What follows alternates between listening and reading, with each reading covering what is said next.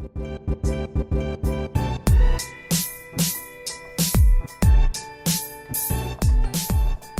can hear my chair squeaking. That's the new intro dance of this podcast. Welcome back to Previously Gifted. Today's episode is a little late, and I apologize for that, but let's not focus on that. I've got a couple things on the agenda today, including way too many short movie reviews. So just strap right in, because we're talking about Netflix. We're talking about Amazon Prime. Those are probably the only two ways that I watch movies. But we're going to be chatting, okay? I've been watching movies, okay? What else? I have just one news kind of thing to address. And, of course, my own personal ramblings. What's that?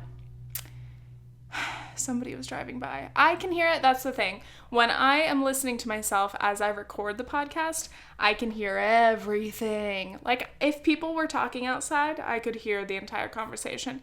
But then when I listen back, I don't think you guys can hear it as much. So that's good. What else? Let's give a shout out to my patrons, and then we'll jump right the frick in. Once again, as always, every single minute of my life, I want to thank you guys for supporting the podcast. Of course, everyone who listens, I love you. Thank you for the support. Everyone who watches on YouTube, everyone who likes the video and leaves a comment. This is your cue. Actually, no. Wait until you actually have something, to say and to leave a comment. That would be my ideal thing. But anyway, of course, the patrons, they go a little bit above and beyond, so shouts out. We have a new patron named Lena Shawi. I had to Google how to pronounce that. Shawi. I think that's it. It's a beautiful, beautiful name. So many vowels, Shouts out, Lena. Thank you for becoming a patron. And as always, we have our sponsees. Shout out to Hannah Baker, Lauren Thomas, Kristen Ellert, Eric Courtwright, Lily Dillon, Liz Walsh, and love you. Shouts out, love you. Right off the bat, I need to slow down my chatter because I lose my breath very quickly. We're trying to address it, you guys. I've got to figure out some way to get, I guess, in better shape and not be so out of breath. Because it's like, on a podcast, your only job is to, the noise gate's on. I'm going to shoot myself. Hold on. Okay, that's better. I think it adjusts everything when I do that. Anyway, the noise gate is something, this is so irrelevant. The noise gate, basically, if I turned it way up, it would cut out every single background noise, but then it makes the audio sound very clippy. And you like to hear a little bit of ambient room noise, but I don't know why I even have it on because I turn it down so much that it doesn't really do anything. Anyway, very interesting. I was thinking about something. I feel like I have a capsule wardrobe, but in the worst way. Like the worst possible combination of clothing. I was wearing this long sleeve gray thermal. Sorry, my chair's really squeaky today. What are you doing, chair? I was wearing this long sleeve gray thermal. And then I noticed that there were not quite sweat stains, but it was a darker gray, like a heather gray. And I was just like, you know what, fine, I'll change. And then I went and looked at my shirts drawer, and I just have such a terrible collection of shirts right now. Here's the thing.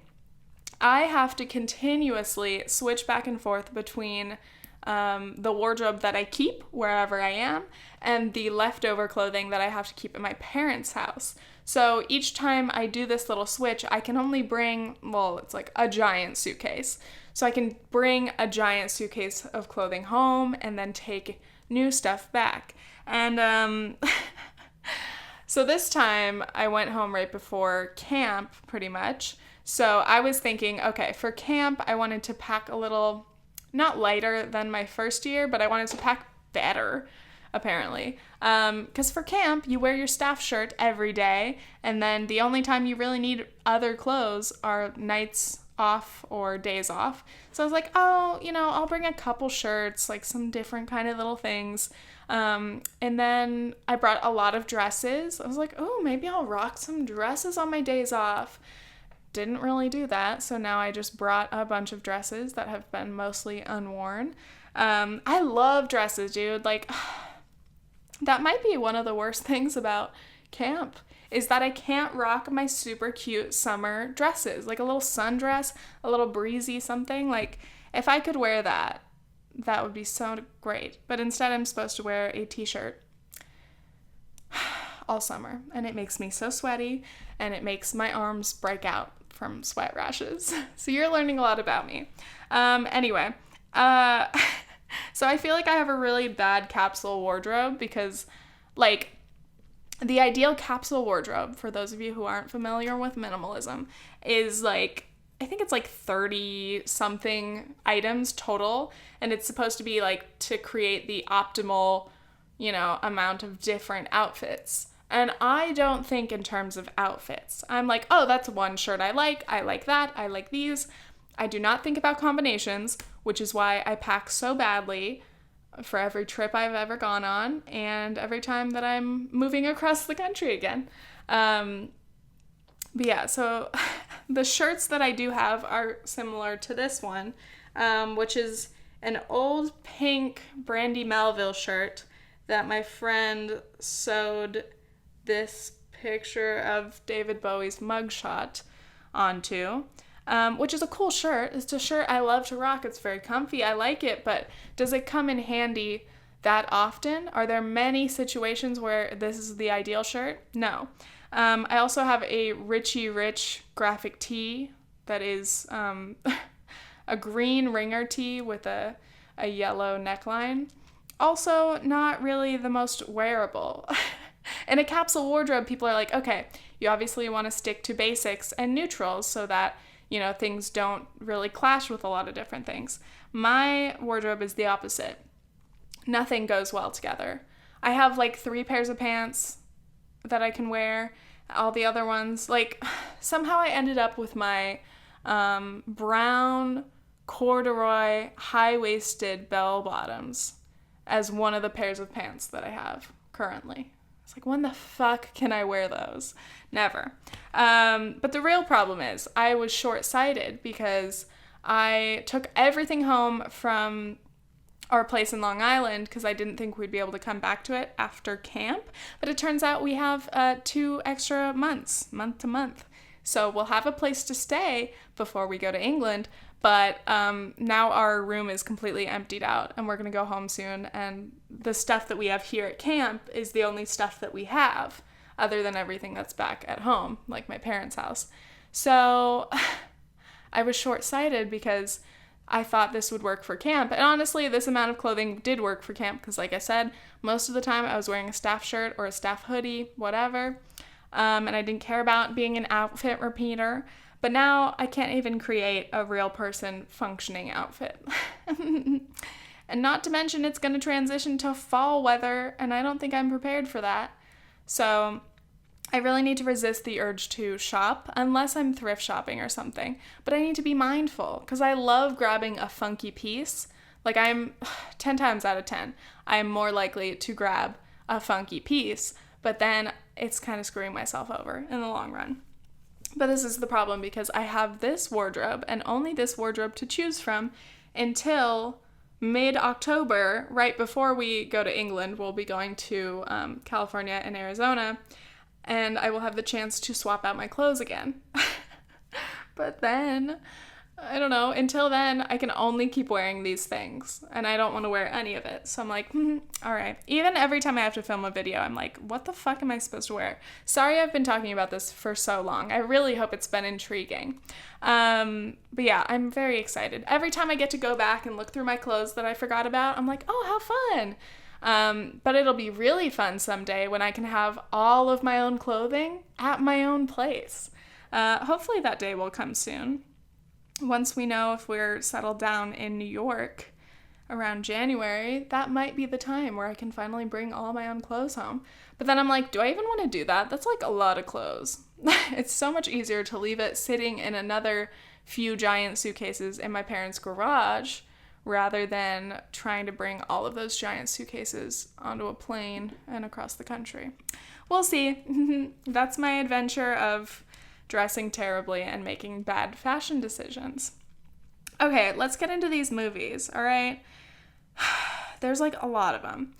Let me tell you a story. Last weekend, I finally did some work. Shocking, I know.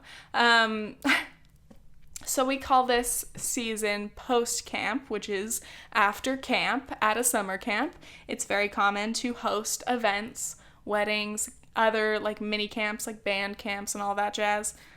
All that jazz. So last weekend there was a wedding, and it's common for there to be weddings on the weekends, but whatever.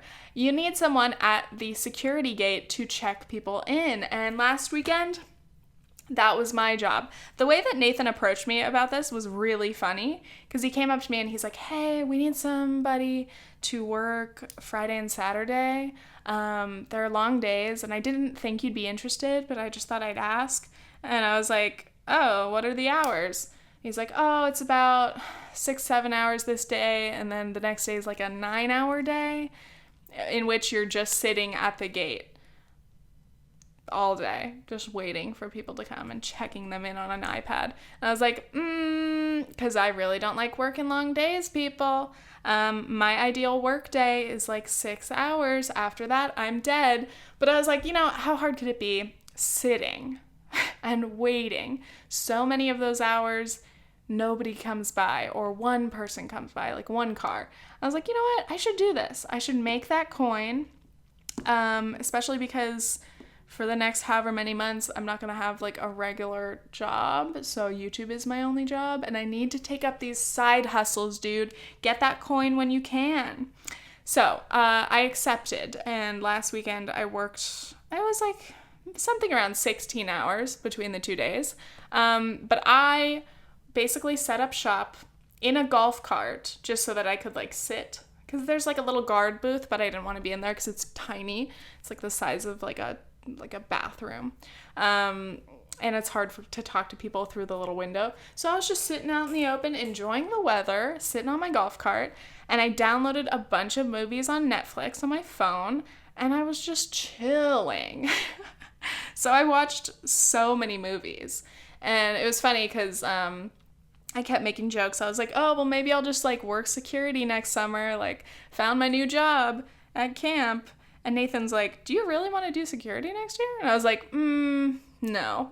I was like, this may be a nice gig for like 2 days at a time, a couple times. But like, if I had to sit here for hours and hours and do next to nothing, like for a whole summer, I don't think that'd be good for me, But I also was kind of insulted because a couple people were like, wow, Tiffany, this is like the best job for you.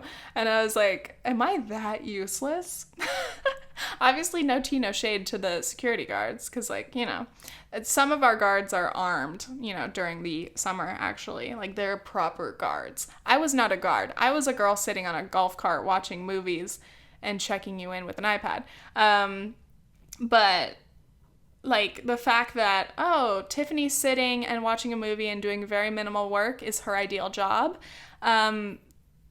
I don't know. It's just a little insulting. I'm like, what? Am I not more important where I should be given more responsibilities? But on the other hand, I'm like, you know what? It was easy, and it was very, very easy money, and I would do it again. It's possible I may have to do it again this weekend because there's another wedding. So should I make that coin? Please leave a comment down below if you think I should do it, and also what movies on Netflix or shows do you think I should watch, because I'm down. I'm freaking down. Okay, so with enough chatter, here are the movies that I've watched since the last podcast. Blockers, The Kissing Booth, Happy Anniversary, Leap Year, The Spectacular Now, and Amy. That's like quite a variety. Well, not really. Let's get it poppin', okay? Let's go. Blockers. Cock Blockers. That's the movie about the parents. I'm pretty sure it's a Judd Apatow movie, because it's got his wife. What's her name? Why am I blanking on her name right now? I love her. She's great. John Cena and, what's his name? Ike Barinholtz? I don't know. Great. I have no memory. Blockers. I had been wanting to watch that for a while, because at night sometimes all of us, all the boys, and I get together, and sometimes we'll watch a show or we'll watch movies, before we all retire. And for a while I was like, you know what, let's watch Blockers. I've heard it was pretty funny. People are like, not really into that kind of humor. It's like a dumb movie. And I'm like, okay, first of all, everyone loves a good dumb movie, Like, if the comedy is just dumb enough, like, it's such an easy watch, Like, you're tired at the end of the day. You don't want, like, The Shawshank Redemption, You want something easy, okay? So finally, Nathan and I alone watched Blockers, and I really enjoyed it. There were some parts where I was, like, genuinely laughing very hard. So Blockers, great comedy.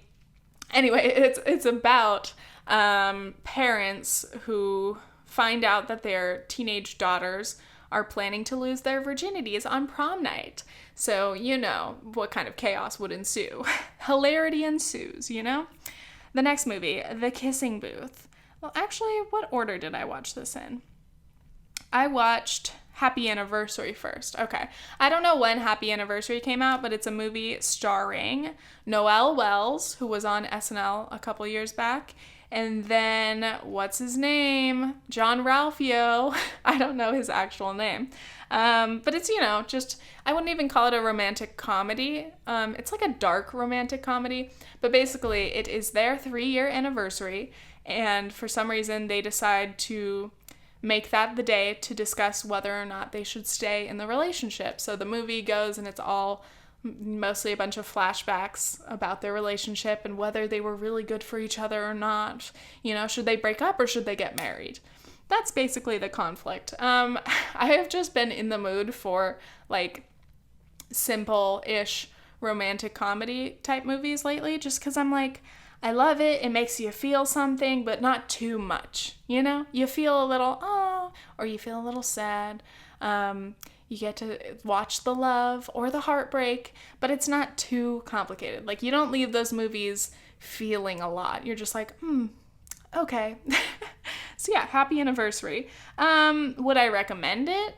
Yeah, if you're in a similar situation in what I was, if you're sitting at a security booth on a golf cart, and you have to download some movies, yeah, sure, watch it. The next movie is The Kissing Booth. Everybody's been talking about it. Actually, not so much, but The Kissing Booth, I think, came out a little bit before To All the Boys I've Loved Before, but so I had seen on Twitter, that's where I get all my information, that people were like, ooh, To All the Boys I've Loved Before is even better than The Kissing Booth. So I watched To All the Boys I Loved Before first, and I talked about that last week, so if you want to hear about it, you're gonna have to watch last week's episode. So then I was like, okay, I'll watch The Kissing Booth. Nice. I'll watch it. I'm scarred now, I don't want to say that ever again. I'll watch The Kissing Booth. My mouth just doesn't like speaking. It's fine. It's a great time to have a podcast, So just off of, like, the description and, like, the Netflix preview of The Kissing Booth, I was like, this is not a good movie. Like, okay, there are 2 levels. There's To All the Boys I've Loved Before, which is, like, a very high quality, I'd say, young adult teen movie. Because it's not too typical and played out, even though it is, because they all are. High school love drama, I'm going to a party with my boyfriend and I'm drinking beer, blah. Classic. That did happen in both movies. Yes, it did. So, God damn it. These actually do kind of have similar plots. So The Kissing Booth is about this girl, oh, I forgot her name, but she has a best friend named Lee. And then she has a crush on Lee, her best friend Boy's older brother, whose name is Noah Flynn. Wow, he's the big hunky football player who's literally like 6'5" and fucking meaty. And of course, like, yeah, he's a senior in high school. I believe it. So there's, I don't know how much of this is revealed, but spoiler alert for the kissing booth, they end up, having a thing, and, you know it, so whatever, it's not a spoiler, but kind of that idea of like it's such a classic thing actually, the kind of nerdy-ish, like unknown girl, like in the kissing booth, she was never known until she comes back to school her junior year, and suddenly she grew boobs and curves, and she shows up to school in a tiny mini skirt because her school pants ripped, love that. But anyway, there's always the concept of the girl who was never noticed, and then suddenly she's seen with the popular guy, and suddenly everyone realizes she's been beautiful this whole time, and she has a great personality. It's so classic. It's literally that, like, take off your glasses and pull your hair out of the ponytail. Oh my god, she's hot. Not another teen movie, all of that. So, yeah, the kissing booth, Noah Flynn, the major love interest guy, didn't really care for him. Like, I don't know. His personality, I love when the movie is just so much about, like, oh, she just loves him, that they don't even really bother, like, going into, like, why he's a good person. Another thing about these movies is somehow everybody, this happened in Blockers, too. In Blockers, spoiler alert, one of the girls gets into UCLA, and she's from, like, across the country, so it's like, what? And then in the kissing booth, one of the people gets into an Ivy League school, and I just love how casually and how easily, like, how common it is to get into these, like, top schools. Like, they never talk about going to your local state school. It's always like, oh, you got into the Ivy League school? Wow. It's like, you're a football player. How did you do that? Or, like, I don't know. They're all very similar. But anyway, Noah Flynn reminded me of Jeremy Gilbert from the Vampire Diaries mixed with some kind of member from Big Time Rush. So if you get those two references, you're probably also a teenage or young female girl. Or maybe you're just somebody who's into Big Time Rush. Maybe you like a throwback to old Nickelodeon. Yeah, that was Nickelodeon. Or Vampire Diaries, dude. Vampire Diaries is a lit show, okay? I enjoyed it. All right, that's enough for the kissing booth. Would I watch it again? Absolutely not. Should you watch it?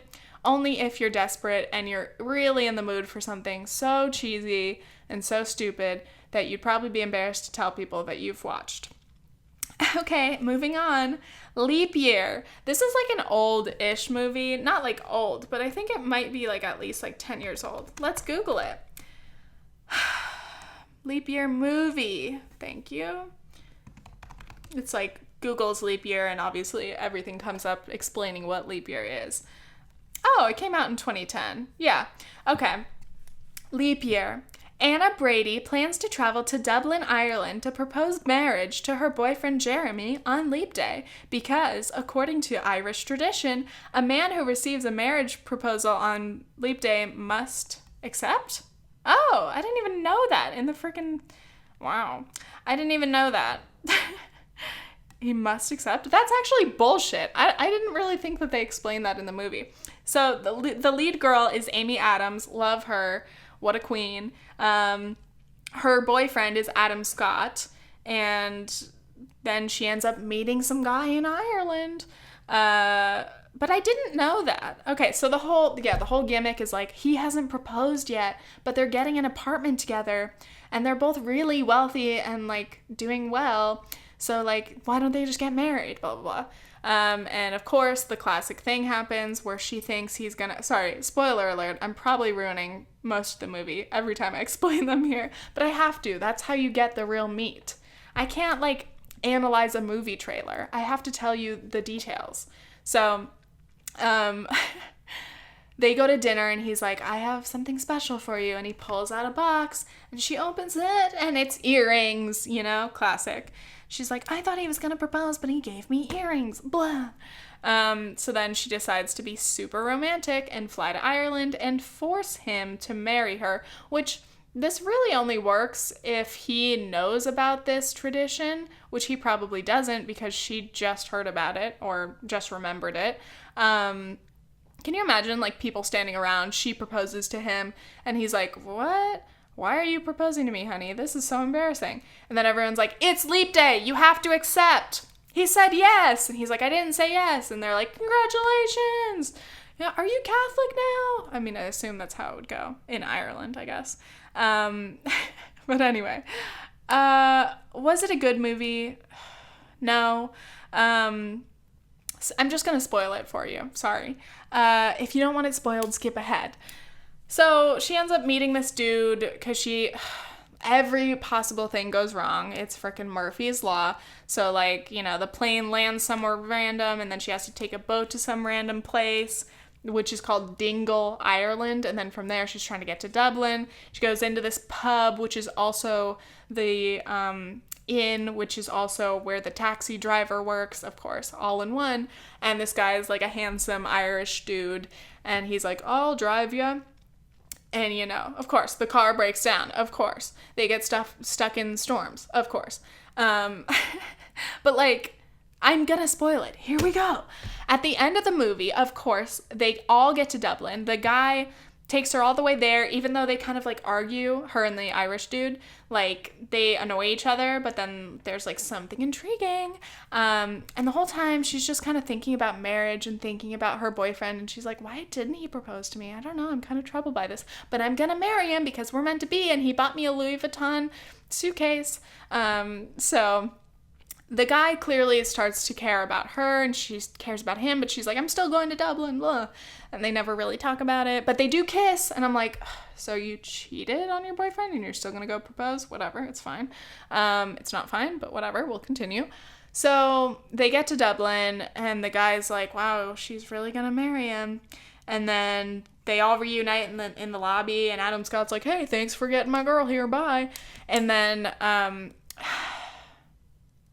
does he propose? He proposes. Adam Scott proposes to her, and she's like, in front of the other dude and a bunch of other people in the hotel, and she's like, well, yes, even though you could see the regret on her face, or the doubt, you know?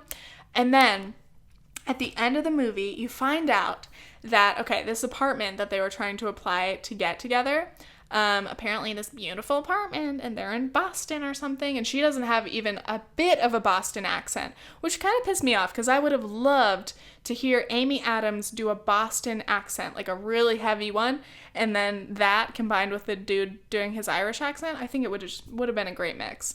They totally missed out there. They're like, yeah, we got Amy Adams, but she can't do a Boston accent. And we're like, should we move the city to New York? No, we really want to stick with Boston. And they're like, well, maybe she moved there, you know, when she was young, but, like, never picked up the accent. Yeah, okay, we can go with that. Whatever. It's Amy Adams. Let's keep her. Anyway, so you find out that frickin' bitch-ass Adam Scott, which usually love him, but this character obviously sucks. He's meant to suck.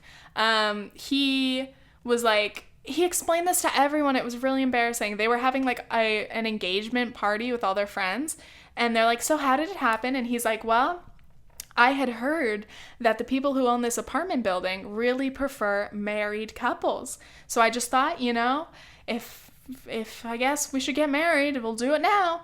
And Amy Adams is like, oh, cool. So you only wanted to marry me now that it was convenient timing for you because you wanted to get this apartment.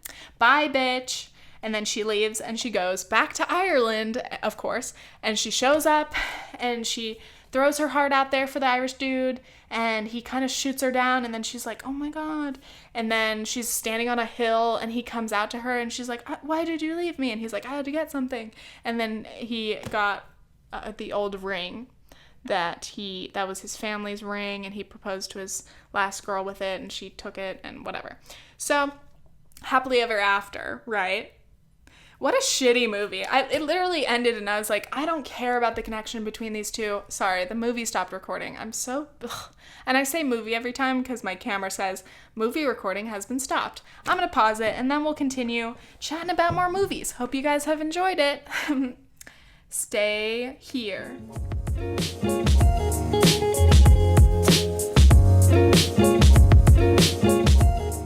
And we're back to break up these short movie reviews, or not so short, honestly. I have no idea how much time has passed. I'm going to talk about the one news story that I wanted to share. I had seen something about intersex rights recently. I feel like it was like regarding Germany. And then like very soon after I saw intersex rights in California. So then I really checked it out to see what it's all about. Intersex surgery for children has been condemned in California, which doesn't mean that it is banned, but it is major for, you know, the legislature to make a move that, you know, directs everyone, hopefully doctors, parents, in the right direction. So in case you are unaware of what intersex is, I've got a little screenshot definition that can help me describe it much better than my mind can.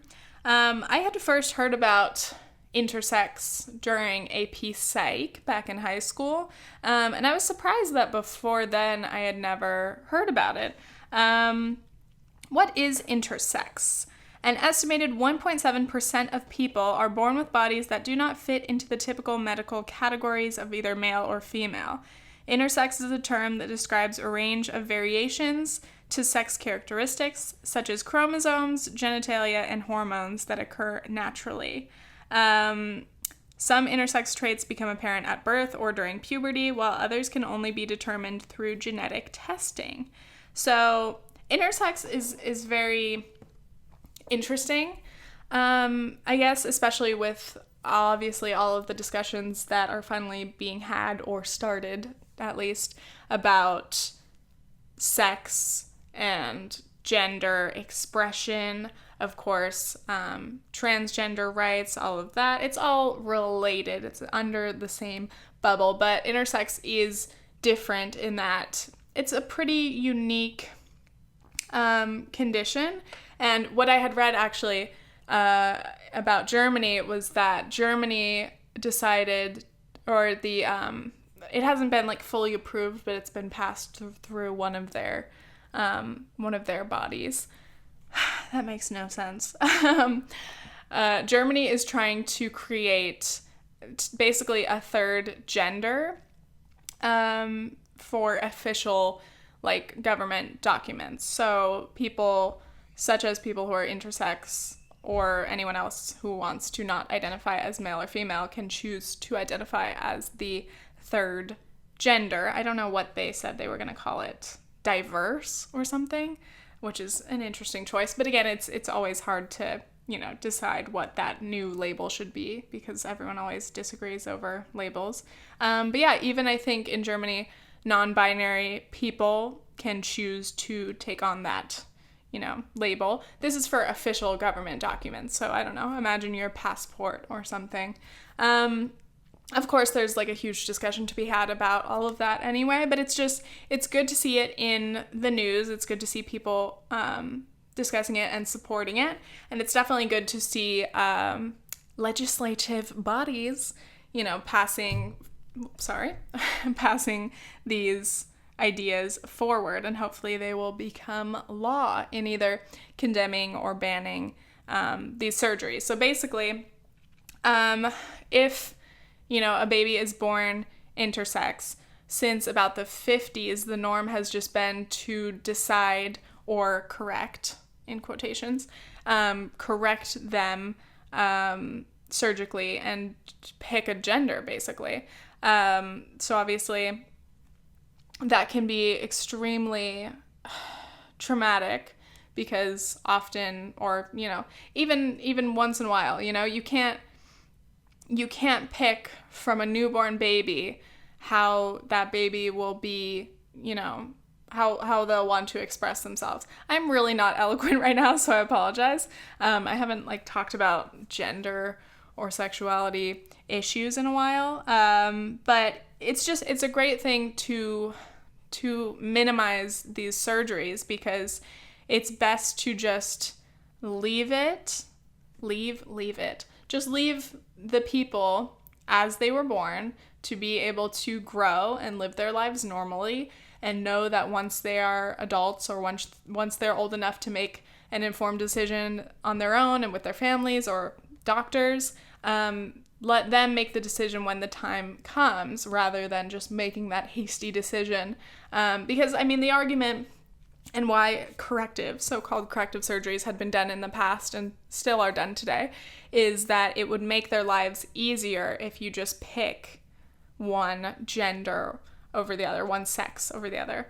But really that's not the case, because so often parents have picked wrong, and the child grows up and then they, I guess technically it would be transgender at that point. You know, it's very complicated. But then it's also not that complicated, you know? I don't know if I have the energy to get fully into this, but I was just glad to see that. And I thought it's been a while since I have, discussed any kind of like news or current events on the podcast. And I always do want to be able to incorporate something, current into the pod. So if you guys ever see any interesting articles or anything, feel free to tweet them at me, because I'm always down and I love spending a good amount of time reading something and thinking it over, and hopefully I can come onto the podcast and sound a little bit more knowledgeable than I just did. But yeah, that's your little break from movie reviews. Back to the meat of the podcast episode. I have two more movies, The Spectacular Now and Amy. Let's talk about The Spectacular Now. What are these people's names? Taron Eggert? Is that right? And Shailene Woodley. I'm truly blanking on all these names. They've been in a lot of movies together.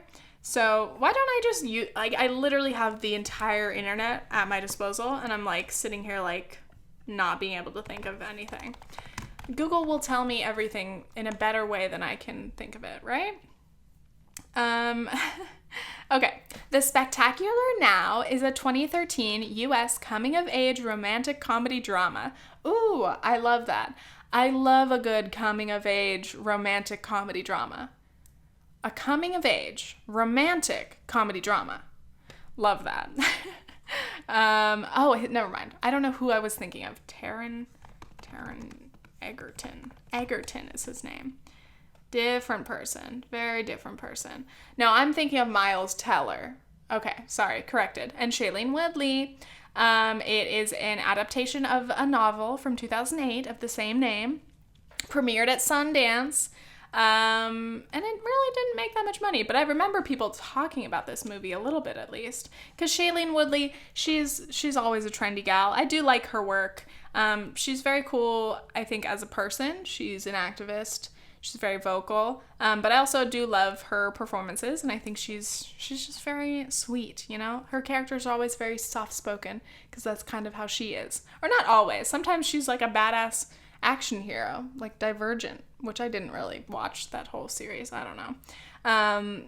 Also, Brie Larson is in this movie, and she is Miles Teller's character's girlfriend originally, which is weird because I feel like they're all different ages, or I feel like Brie Larson is at least a little bit older than they are. I'm gonna look it up right now. You just wait. Miles Teller is 31. But this movie was made 10 years ago. No, it wasn't. It was made in 2013. I don't know why. 2008 was the book. So not that long ago. 5 years ago. So he's 31. Very cool. Shailene Woodley is 26. All right, yeah, she's pretty young. And then Brie Larson, age. Google doesn't tell you your age unless you specifically look it up. She's 28. Okay, so she's, yeah, all right. Actually, wow, that's not even that far off. I thought that she would be older than the other two. Very interesting, Tiffany. Anyway, The Spectacular Now is our coming-of-age romantic comedy drama. Basically, his name's Sutter Keeley. Is that not the most classic coming-of-age romantic comedy drama name of a boy? Sutter Keeley. Sutter Keeley is a charming and popular 18-year-old who is partying and drinking his way through his senior year in high school. So Brie Larson breaks up with him, and then he's like a big drinker, which is like, because I know, obviously 18-year-olds can get access to alcohol, but like he literally always has a flask, and he's just like sipping all the time. He's sipping at work, he's sipping at school, he's sipping while he's driving. I'm like, excuse me, someone call the police, please. I don't understand, like, however charming and popular he is, he should not be drinking this much and definitely shouldn't be driving. So he he goes drinking and he passes out on a lawn, and Amy Finicky, is that not also the most coming-of-age romantic comedy drama name? Sutter Keeley and Amy Finicky. Though actually, I know someone whose name is similar to that. Amy Finicky. So they're in the same year, and then they start bonding, and, you know, they fall for each other. And Amy Finicky is like a really smart, good girl, you know. All she does is work and do her homework and study, and she starts to like tutor him in geometry because he's a senior who can't figure it out, which, okay, it's fine. Some people aren't good at math, but like, come on, dude, try a little harder. So she's like, I've never been drunk before, I've never had a boyfriend, and he's like, oh, I'm gonna show you the world. So he ends up like gifting her a flask, and they just start like drinking a lot together, which again, yeah, I get it, teens, they love to drink, underage drinking, but like, I don't know very many 18-year-olds or like people in high school who would carry around a flask. Maybe I just didn't see it, but yeah. So anyway, I'm gonna spoil the end of the movie. So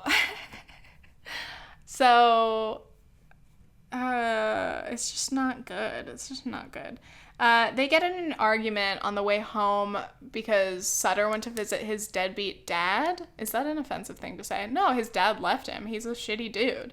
They go visit him, and then his dad's like, I'm gonna go home with this girl. Can I meet you back home in like an hour? And then he doesn't show up. It's like, Dad, like, how dare you? But also, this makes so much sense based on your past.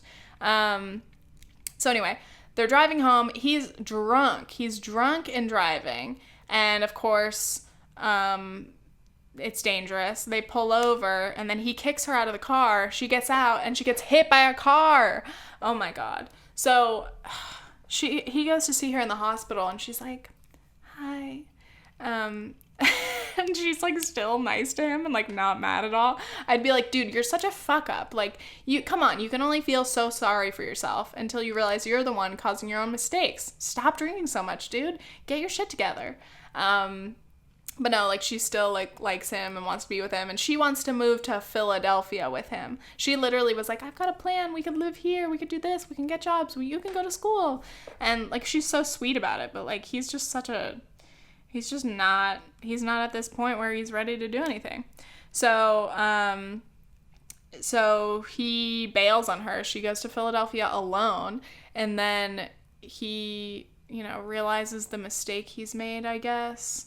Is that what happened? I literally, after she was fine with him drunk driving, I was like, dude, girl, you're smart. It doesn't matter how cool a guy is. I would not be down to be driving around with a guy who's drinking, who's 18. Like, dude, even if you don't kill us, which is likely, or kill somebody else, if you get caught with any level of alcohol in your system as an 18-year-old, dude, you're fucked. So, like, I'm not down. But anyway, so does he show up? Yeah, he ends up going to Philadelphia, finding Amy, and that's the end of the movie. And it's like, girl, you truly can do better. That's the thing. He's like, I'm not going to go to Philadelphia with her because I need to save her from me. She'll be better off without me. And like, then he ends up showing up there anyway. And I'm just like, okay. Interesting. This one, I was like, I'm not like super into this movie, you know? It wasn't that great. So if you haven't seen it, sorry for ruining it. But also if you have, I'm sure you know it's not that great. I don't even think it was like that deep because, you know, it's an indie movie, Sundance, all that. But like, it wasn't intriguing. And again, I watched it because I was sitting at a booth for hours and I had so much time on my hands. It just didn't matter. The last movie I watched is Amy, the Amy Winehouse documentary. That had been on my radar for a while. I had heard really good things about it. I never really was a huge fan of Amy Winehouse. Of course, I like was a fan of her most popular songs that I knew, but I never like went out of my way to listen to her music. But of course, I was like, you know, I didn't want to just say I was shook. I was shook when she passed away because that's disrespectful. No, but like, of course, it's always shocking when a really, really, really talented person passes away, especially from some kind of a drug or alcohol, like addiction, overdose, any of that. So yeah, I mean, the whole world was shocked when she died because she wasn't that old, and it was just very tragic. Like, that is the epitome of a tragic loss of an artist. But the movie really made me appreciate her so much more. And I think it was very successful in really, you know, letting her be seen as like a sweeter, kind of just more innocent person. Obviously, she wasn't innocent in terms of like sex, drugs, and rock and roll, but like, she was just so sweet and she was so pure about, you know, caring about the music. And obviously she's insanely talented. So I really enjoyed that. It went on for a long time, the documentary. And I don't know. I was just like, obviously, you know, the end, but I didn't know if like how much of the documentary was gonna, you know, continue after her passing. I didn't know if they were gonna include that or if her passing away was gonna be like the end of the documentary. So I was like, I just don't know what to expect. And again, I was getting distracted because I was sitting out in the cold, and I'd been sitting out at that gate all damn day already. And I was like, okay, I want this movie to be over and I want to leave this gate because I'm over it. So anyway, yeah, that was a good movie. But yeah, I'm looking for new Netflix recommendations. So if you guys can let me know what else is worth watching, I'm down. Maybe I kind of am interested in watching Shameless again. People always say that I look like Mandy from Shameless. Let's look it up. I've looked her up before. And I've watched a bit of Shameless. I've at least watched like a few seasons of it. I got into it at some point in like the last year. Yeah, if I had dark hair and I were like kind of more evil, then I guess I would look like Mandy. The Emma Greenwell version. They did have an actress change for Mandy. But anyway, on Twitter today, the news came out that, I'm an idiot. I'm like, I don't know her name. She left Shameless. It was just trending. Emmy Rossum announces she is leaving Shameless, and people are shook. Shook. That's like the laziest word to use. I'm shook. They were shook. We were shook. But like, sometimes it is just the right word, you know? So anyway, maybe I should start Shameless, because I did enjoy it. Sometimes though, shows with like that much drama, even though it is a comedy, sometimes it's just like too real for me. I'm overwhelmed. I'm stressed for these characters. But I think I should give it another chance because I've heard such good things about it and I did enjoy it. You know, when you just start binge watching a show suddenly, but then just as suddenly you just stop watching it in the middle of something, like something comes up, it interrupts your marathon, or you just like watch something else, but then you never return to it. That's how I feel about Shameless. So maybe I should just, maybe I should restart. Maybe I should go back. let me know if I should. All right, I think I'm winding down. There's not much more for me to say. But thank you guys. Again, please always reach out if you ever have topics or things that you want me to talk about. Particularly if they're not about me.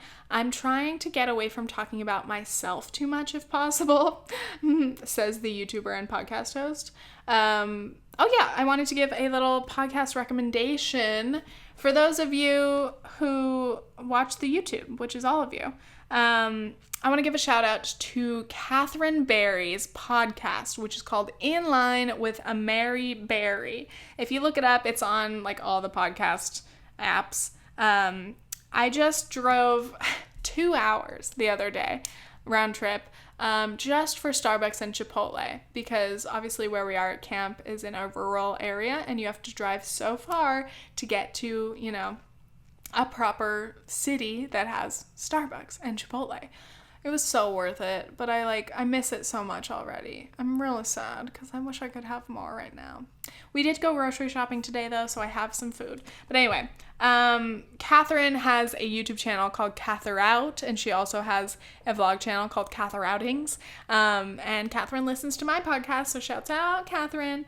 I spent the whole first hour listening to, they only have 3 episodes so far, I think, because it's a new podcast. It's her and her friend, Sarah, I believe. But I spent the first hour listening to one episode, and I intended to listen to another podcast on the way back, but then I just listened to more of theirs, because it was just it kept me occupied, because their podcast is, basically the concept is these are the things you would overhear them talking about if you were in line near them. If you were at Disneyland, you would hear them talking about these things. But most of it is about kind of social media, culture. A lot of it is dating, I don't know, so far. But they base a lot of their discussions off of Twitter polls. So they'll put a poll up on Twitter, some kind of unpopular opinion or just a question, and then they'll discuss based on what the results are. And I just really liked it because it made me think about a lot of things. One of the things that I was thinking about was, one of their polls was, what do you do when you break up with someone? Do you delete all the pictures that you have of them, on Instagram? Do you delete or archive? Do you just keep them up, or do you change the captions? And I was like, because me personally, I feel a very strong connection to photos and kind of keeping memories. And I know some people are of the group where if you break up with someone, you're fine kind of cutting them out of your life. But I'm not really, I don't want those pictures so much on display, and I wouldn't want people, going back and necessarily looking at them.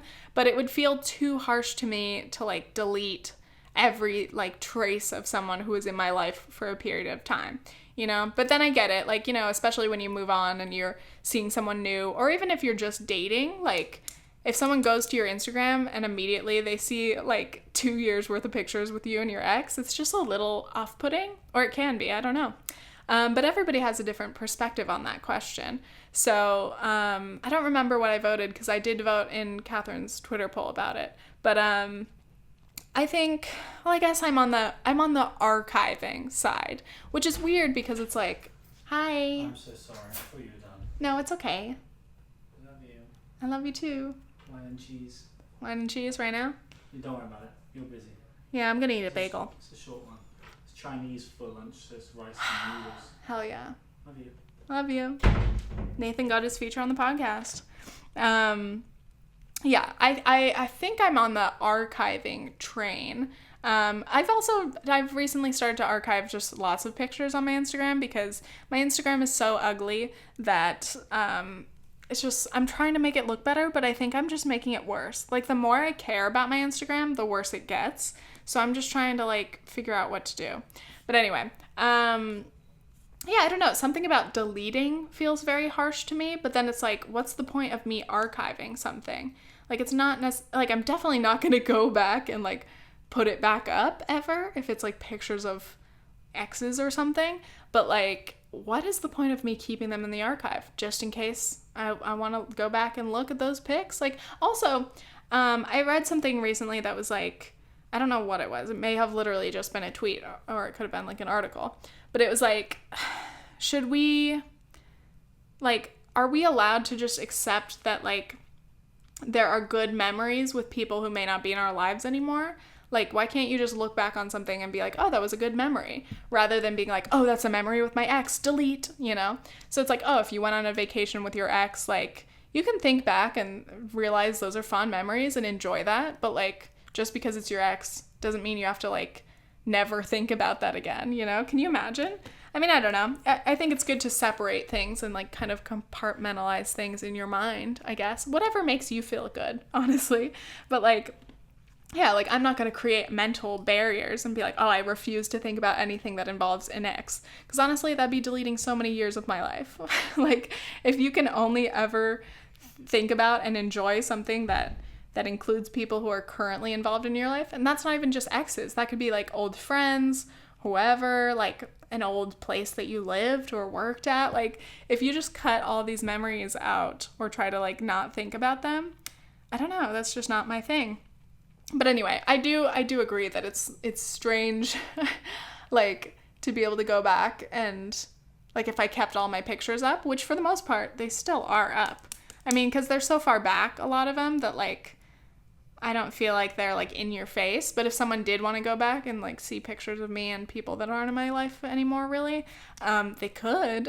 But it's like, I don't know. I'm kind of the vein where I'm like, that's my life. I'm not deleting it because that's just part of me and that's part of my history. But then I do understand, like, the social, not so much pressure of it, but, like, I don't know, just, it is strange because so many people are like, oh, if something's on your social media, you're putting it out there intentionally and you're keeping it up there intentionally.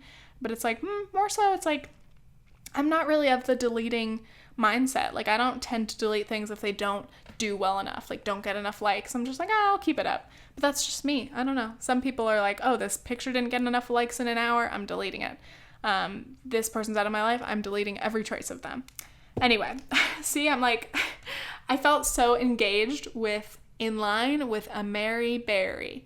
You can spell that, a Mary as in A-M-E-R-I, Berry.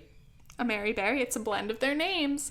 I felt so engaged because the discussions that they're having, they may be simple and some of the issues may be a little trivial, like, you know, should you delete pictures of your ex on your Instagram, whatever.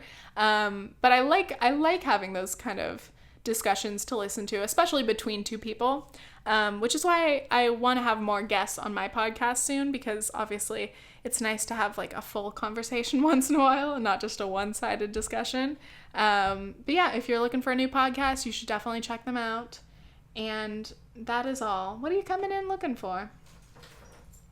My keys. My beer opener.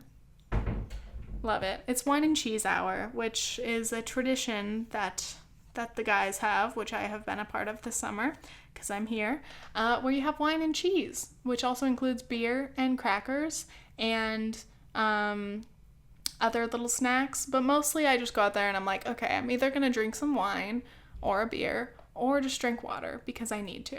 All right, I'm going to leave it at that. Wow, we reached about 58 minutes. Here we go. Thank you guys for listening. Stay tuned for next week's episode. And that's all. I almost just said keep it previously gifted, but that's not my outro. Okay, thanks. Bye.